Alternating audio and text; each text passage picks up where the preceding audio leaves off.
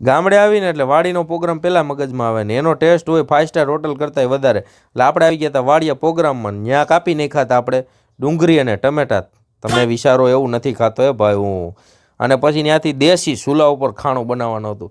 બનાવવાવાળા બનાવતા હતા કારીગરને, આપણે બેઠા હતા બધાને વિડીયો બનાવતા હતા બ્લોગ. એમાં જો માવાવાળા માવામાં ને મેસવાળા મેસમાં, અને કારીગર બનાવતા હતા. કારીગર નથી એટલે કે આપણો ભાઈ છે. વાડીને પ્રોગ્રામ જોયું અમે, મજા તો આવે નહીં હો ભાઈ, એ તો ખરું જ છે. અને એ વાડીએ હાવી જ ઉગતો તો એક બાજુ ને અમને મજા આવતી હતી, દેખાય તો જોઈ. નકર ત્યાં સુધી બેઠા બધા હહન રીતે ગોઠવાઈ ગયા હતા, શાક બને ત્યાં સુધી, બીજું કંઈ બનાવવાનું હતું નહીં. અને જોવો તમે કંધોતર જેવા હતા, 7-8 જણા અમે. અને શાક બનીને થઈ ગયું હતું રેડી. આમ જોવો ખાલી આમ કલર જોવો, કલર પકડાયો એ.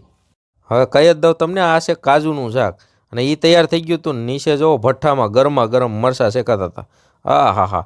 અને બાજરાના રોટલા, દૂધની તાહારીઓ ને પાપડ. હા. આ વાડીમાં જે પ્રોગ્રામ કરવાની અમને મજા આવી એવી ક્યાંય નથી આવી. અને ટ્વિસ્ટ તો જે છેલ્લે છે, વગર લાઇટે વારું કરી ભાઈ. પાછી મોબાઈલની લાઇટ ઉપર અમે વારું કરતા હતા. ને એમાં એક ભાઈએ તો છેલ્લે નો મજા આવી, થારીમાં બકડિયું લીધું, બકડિયું. બોલો. કંટ્રોલ.